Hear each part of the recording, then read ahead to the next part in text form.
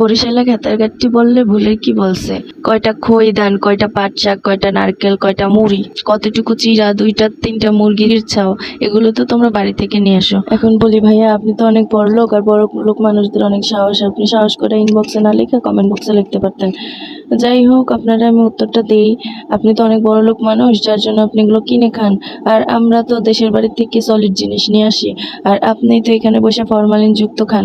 ওইগুলো খাইয়ে আপনি নিজে ফরমালিন হয়ে এখন মনুষ্যত্ব হারাইয়ে ফেলছেন, দেখছেন? মানে কোনখানে কি বলতে হয় এই জিনিসটাও জানেন না। আচ্ছা, আমরা তো অস্বীকার করতেছি না খেতার গাঠটি, বুঝলাম। আজকে থেকে আপনারা পলিথিন গায়ে দিয়ে, প্লাস্টিক গায়ে দিয়ে বসে থাকবেন। কেউ যদি কোনোদিনও খাতা গায়ে দিয়েছেন, তাইলে তখন নিজের একটু জিজ্ঞেস করেন কিসের জন্য খাতা এখন আমরা গায়ে দিছি। আর বরিশালের মানুষদের এত নগণ্যভাবে দেখেন না। আগে মনে করতাম যে বাংলাদেশের মানুষগুলো আসলেই ভালো, হয়তো তাদের মধ্যে দু একটাই থাকতে পারে। এখন এক জেলার মানুষ আরেক জেলার মানুষদেরকে দেখতে পারে না। আচ্ছা, আমি তো কোনো জেলার মানুষদেরকে নিয়ে কিছু বলি নাই, তাইলে কেন আপনারা এসে আমার কমেন্ট বক্সে বরিশালদের নিয়ে এত কিছু বলেন? কিসের জন্য বলেন? আর আমি বলার কারণেই ফার্স্ট আমি কুমিল্লার একটা ভাইয়ের রিপ্লাই দিছি। যাই হোক, ওইটা বাদ দিই। এখন আপনারে বলি, আপনার যেহেতু এতই মানে খাওয়া দাওয়া কইরা ফরমালিন যুক্ত অনেক বুদ্ধি হয়েছে, তো আপনি আপনার ছেলে মেয়েদেরকে ওইগুলা খাওয়ান, তো আপনার মতোই হবে।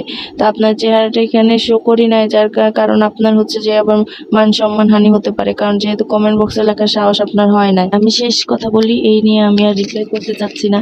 কারণ হচ্ছে কি, আমরা বরিশালের মানুষ অন্য জেলার বা অন্য মানুষদেরকে সম্মান দিতে জানি, বুঝছেন? আর হাতের 5 আঙ্গুল কোনোদিন এক হয় না। আর দ্বিতীয় কথা হচ্ছে কি, দেখবেন অন্যান্য দেশ বলেন আর ভারত বলেন, যাই বলেন, তারা নিজেদের দেশে সব জেলার মানুষদেরকে অনেক ভালোবাসে, নিজেদেরকে কখনো নগণ্যভাবে দেখে না। কিন্তু আমাদের বাংলাদেশের এই অবস্থা আজকে এই জন্যই যে এক জেলার মানুষ আরেক জেলার মানুষদেরকে দেখতে পারে না। আর এই প্ল্যাটফর্মে না আসলে বুঝতামই না যে আপনাদের মধ্যে, মানে আমি আগে জানতাম যে মেয়েদের মধ্যে হিংসা হিংসি, এখন দেখি আপনারা ছেলেরাই এইসব নিয়ে কমেন্ট করেন। বাহ, ভালো পরিচয় দিচ্ছেন আপনারা। Thank you so much guys এতক্ষণ সাথে থাকার জন্য। ফলো মাই এইপি পেজ।